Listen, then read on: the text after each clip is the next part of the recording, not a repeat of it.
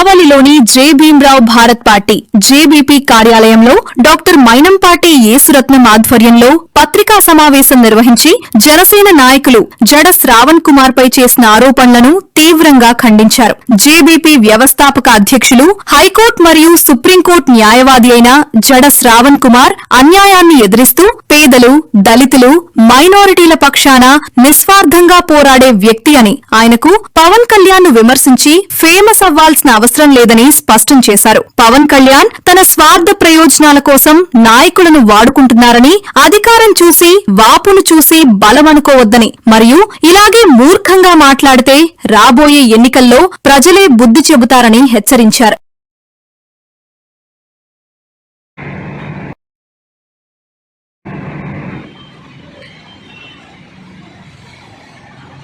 అందరికీ నమస్కారం. ఈరోజు కావలి పట్టణంలోని జై భీమ్రావ్ భారత్ పార్టీ కార్యాలయం నుండి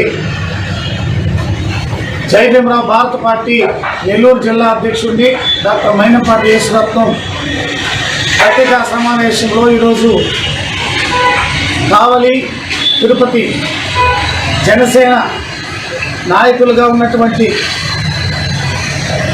సుధాకర్ గారు, అలాగే కిరణ్ రాయ్ గారిని వారి యొక్క ఆరోపణలను ఖండిస్తూ ఈ సమావేశం ఏర్పాటు చేయడం జరిగింది. ఈరోజు బాధాకరం ఏంటంటే డిప్యూటీ సీఎంగా ఉన్నటువంటి శ్రీ కొణిదెల పవన్ కళ్యాణ్ గారు ముఖ్యమంత్రి అయిన రోజు నుండి ఆయనకు ఆరోగ్యం సరిగా ఉండట్లేదు. ఆయనకి ఆరోగ్యరీత్యా ఎన్నో సమస్యలు మేము ఇంకా వస్తూ ఉన్నాం.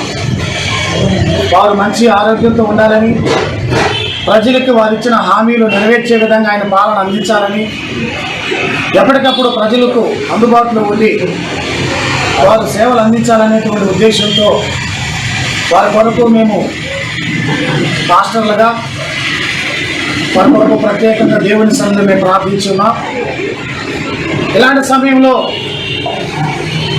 పవన్ కళ్యాణ్ గారు నిర్మించినటువంటి జనసేన పార్టీ నాయకుల మీద ఇట్లా మాట్లాడటం మాకు కొంచెం బాధగానే ఉంది. ఎందుకంటే వాళ్ళు సంస్కారాన్ని మరిచి అబద్ధాలని ఏ మాత్రం కూడా సందేహపడకుండా, భయం లేకుండా ప్రజాస్వామ్యంలో ఉన్నాము, ఒక మానవ జీవితంలో ఇలాంటి మాటలు నాయకత్వంలో ఉండి మాట్లాడకూడదని లేకుండా, సిగ్గుశరం లేకుండా ఈరోజు మా పార్టీ వ్యవస్థాపక అధ్యక్షులు జడ శ్రావణ్ కుమార్ గారు ఎవరో వారికి తెలియదంట, అలాగే ఆయన లాయర్గా ఉన్నాడనే విషయం కూడా తెలియదంట. బాబా, ఆ మాటలకే మాకు బాధ అనిపిస్తూ ఉంది. అదేవిధంగా ఆయన లిల్లీ పుట్ అని, ఆయన సిల్లీ పుట్ అని ఒక వ్యంగ్యంగా మాట్లాడే పద్ధతి నిజంగా అసలు వాళ్ళు ఈ సమాజానికి సేవ చేయడానికి వచ్చారా, లేకపోతే తోటి నాయకుల్ని అపహాసన చేస్తూ ఈ సమాజాన్ని తప్పుదారి మలించడానికి వచ్చారా అన్నట్టు డౌట్ కలుగుతా ఉంది మాకు. వాళ్ళు ప్రజాసేవ చేయడానికి వచ్చినప్పుడు వాస్తవాలను చెప్పాలి, వాస్తవాలు మాట్లాడాలి, ఎవరైనా తప్పు చేస్తే రాజకీయంగా విమర్శించాలి, మంచి రాజ్యాంగ పరిపాలన అందించేటట్టు ప్రతి పార్టీని, ప్రతి నాయకుడిని ప్రోత్సహించాలి. కానీ ఇది ఎట్లా ఉందంటే వ్యక్తిగతంగా ఆయనను విమర్శించి ఆయన మానసికంగా కృంగదీసి వీళ్ళేదో పైశాచిక ఆనందం పొందాలి అన్నట్టుగా వాళ్ళ మాటలు ఉన్నాయి. ఏమండి సుధాకర్ గారు ఆయన లాయర్ మీరు తెలియదండి. మీరు దొంగ కేసులు పెట్టి, అక్రమ కేసులు పెడితే 4 చోట్ల బెయిల్ తెచ్చింది ఎవరండి? జడ శ్రావణ్ కుమార్ కదా. ఒకసారి మీరు న్యూస్ ఛానల్ చూస్తారో లేదో నాకు తెలీదు, న్యూస్ ఒకసారి తిరిగి చూడండి. వారికి వెంటబడి మీరు దొంగతనంగా ఎక్కడ ఏ స్టేషన్లో నుంచి ఆ కేసులు పెట్టి ఏ కోర్టుకు హాజరుపరుస్తారో తెలియని విధంగా ఆందోళన కలిగిస్తున్నా మీరు వెంటబడి ఎక్కడ మీరు ఏ కోర్టుకు హాజరుపరిస్తే ఆ కోర్టుకి వచ్చి వాదన వినిపించి న్యాయం కోసం పోరాడి 1కి 4 చోట్ల బెయిల్. కాబట్టి ఈ పాశ్చాత్యక ఆనందం ఎంత దూరం పోయిందంటే రావణ గారి మీద ఉపా చట్టం కింద కేసు పెట్టే స్థాయికి, అంటే ఒక జర్నలిస్టు మీద నీ పార్టీ ఎంత దూరం పోయిందంటే ఒక దేశ ద్రోహి తీవ్రవాది అన్నంత దూరం వాళ్ళ కేసు పెట్టే స్థాయికి దిగజారిపోయింది మీ పార్టీ. ఇప్పుడు మీరు డిప్యూటీ సీఎం పోస్ట్లో ఉన్నారు కానీ మీ నాయకుడు ఏదో మీరు చేసేవన్నీ చల్లతని అనుకోబాకండి. పాలన ఇప్పుడు కూడా ఈరోజు నీ చేతిలో కూడా రేపు ఇంకో చేతిలోకి వస్తుంది. అంతేగాని ఈరోజు నువ్వు ఉన్నావు కాబట్టి నువ్వే శాశ్వతం అని ఎప్పుడు అనుకోబాకు. ఇది నీకు తెలియకపోవచ్చు, మీ నాయకుడు కూడా తెలియకపోవచ్చు, కానీ ఇది జగమెరిగిన సత్యం. ఒక మాట మీకు గుర్తు చేస్తున్నాను. మొదటి కేసులోనే ఆయన రిమాండ్కి వెళ్ళి ఉంటారే రావణ్ గారు. ఈ ఉపా చట్టం లేదు, ఈ దేశద్రోహం కేసు లేదు. ఇది అందరూ చెప్తున్నారు, మీరే కాదు నేనే కాదు అందరూ చెప్తున్నారు. కానీ ఒక విషయం, మీరు లాయర్ కాదు అన్నారు చూడండి, దానికి నేను మిమ్మల్ని ఖండన చేస్తున్నాను. ఆయన లాయర్ కాకపోతే జడ్జి గారు ఆయన మాట విని ఆయనకి 4 చోట్ల బెయిల్ ఇస్తారా? ఏమండి, ఈరోజు మీ నాయకుడి మీద ఇన్కమ్ ట్యాక్స్ సంబంధించి ఒక కేసు ఫైల్ చేపిస్తానని చెప్పి మా నాయకుడు మాట్లాడితే ఇప్పుడు మీ పార్టీ తరఫున మీకు ఆదేశాలు వచ్చినాయి. మంచిదే, మీ పార్టీలో మీ నాయకుడిగా ఉన్నప్పుడు దానికి కాపాడుకోవాలా. కానీ అంతవరకే మాట్లాడండి, అంతేగాని వ్యక్తిగతంగా విమర్శించి మీ విలువలు దిగదార్చుకోబాకండి. ఆల్రెడీ మీకు ఇక్కడ విలువేం లేదు, అయినా కూడా ఏదో ఉందనుకుంటున్నారు కాబట్టి మిమ్మల్ని మేము గౌరవించి మాట్లాడుతున్నాం. ఇప్పుడు జనసేన తరఫున ఇక్కడ కావల్లో అసలు నువ్వు నాయకుడు అనే విషయం కూడా ఎవరో తెలియదు. కానీ ఈరోజు మా నాయకుడిని విమర్శించి ఏదో పెద్ద నాయకుడు అనిపించుకోవడానికి ప్రయత్నిస్తున్నామేమో, అలాంటి ఎవరు కూడా పట్టించుకోరు.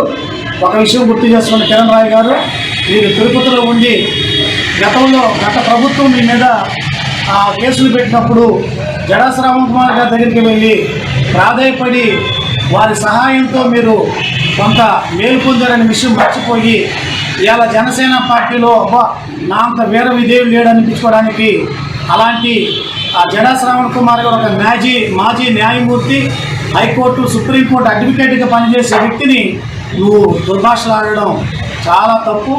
దీనికి తప్పకుండా నీ మూల్యం చెల్లించుకోవాల్సి వస్తుంది. రాజకీయంగా నువ్వు ఒక డౌన్ఫాల్ అవుతావనే తప్ప నువ్వు ఎప్పుడు కూడా గొప్పవాడు అవుతామని ఎప్పుడు అనుకోబాక. ఇలాగ బూతులు తిప్పిన వాళ్ళు, ఎంగింగా మాట్లాడిన వాళ్ళు రాజకీయంలో ఎదిగినట్టుగా చరిత్ర ఎక్కడ చెప్పట్లేదు. ఈ విషయాన్ని మీరు గుర్తుపెట్టుకోవాలని మనం చేస్తున్నాను. ముఖ్యంగా ఈ ప్రభుత్వం, కూటమి ప్రభుత్వాన్ని ఈరోజు జడా శ్రావణ్ కుమార్ గారు విమర్శించడం అనేది కొంత మీకు మింగుడు పడకపోవచ్చు, అలాగే మీ నాయకుడు కూడా మింగుడు పడకపోవచ్చు. కానీ మీరు చెప్పిన మాటలే మిమ్మల్ని అడుగుతుంటే మీకు కోపాలు వస్తున్నాయి. పని చేయలేనోడు పని చేయమని అడిగితే వాడు కోపడతాడు. వాడే ఒక రకంగా చెప్పాలంటే బద్ధకస్తుడు, సామర్పోతు. ఈరోజు మీ పరిస్థితులు ఎలా ఉన్నాయంటే, మరి జడా శ్రావణ్ కుమార్ గారు గతంలో మీరు 30,000 మంది ఆడపిల్లలు మిస్ అయిపోయినారని మీ నాయకుడు మాట్లాడాడు. దాని గురించి అడిగితే మీ కోపాలు వస్తాయి. అదేవిధంగా ఈ వైసీపీలో ఈ వాలంటరీ వ్యవస్థ ఉంది, వాళ్ళంతా కూడా చాలా తప్పులు చేస్తున్నారని చెప్పి మాట్లాడారు. వాళ్ళని మేము గవర్నమెంట్ వచ్చిన తర్వాత మేము తీసేయము, మంచి వాళ్ళని మంచిగా పనిచేసే వాళ్ళు మళ్ళీ పెడదామన్నారు. ఇప్పుడు ఆ మాట మాట్లాడితే దానికి కోపడతారు, ఎందుకంటే మీరు చేయలేదు కాబట్టి. అలాగే కూటమిలో మీరు కూడా భాగస్వాములు కాబట్టి, మీకు అధికారం చేతిలో వచ్చింది కాబట్టి ఇప్పుడు మిమ్మల్ని ఎవరైనా అడిగితే వాళ్ళ మీద దుర్మార్గంగా అక్రమ కేసులు పెట్టించడానికి పోలీసులు మీరు ఎగదొలుపుతారు. ఇలా చేయడం ద్వారా ప్రజలకి ఈ పాలనా విధానం ఏందో అర్థమైంది. ఇన్ని రోజుల దాకా మీకు అధికారం ఇలా ఈరోజు ఇచ్చారు అవకాశం, మరి మీరు ఆ అవకాశాన్ని ప్రజలకు సేవ చేసి మంచి అనిపించుకోవాలి. అంతేగాని చెడ్డ చేసి మీరు రోజు దిగజారే పరిస్థితులు రాకూడదు. మీ సొంత బలంతో మీరేమీ ఈరోజు అధికారంలోకి రాలే. తెలుగుదేశం ప్రభుత్వం పుణ్యమాన్ని వాళ్ళు ఇచ్చిన సహకారంతో ఈరోజు మీకు కూటమిలో ఒక భాగస్వామ్యం దొరికింది. మీరు డిప్యూటీ సీఎం అవడానికి మరి తెలుగుదేశం పార్టీ కారణం, మీ బలం కాదు. మీ వాపు చూసి మీరు బలం అనుకోబాకండి. మీకు ఆల్రెడీ ఏడకాడ సమస్యలు ఉన్నాయి, మీకు తెలుసు ఆ విషయం. మీకు మీ నాయకుడే చెప్పాడు, నన్ను గెలిపించలేదు, 2 చోట్ల ఓడగొట్టారు అని 1-10 సార్లు మిమ్మల్ని బాధ పెట్టాడు. ఇంకొకసారి కూడా నన్ను ఓడగొడతాను మీరు నా మాట విన్నాడు, కానీ నేను మీ మాట విన్నని కూటమితో జత కట్టాడు, అది మీకు తెలుసు. కాబట్టి మీరు ఎంతవరకు మాట్లాడితే అంత మంచిది.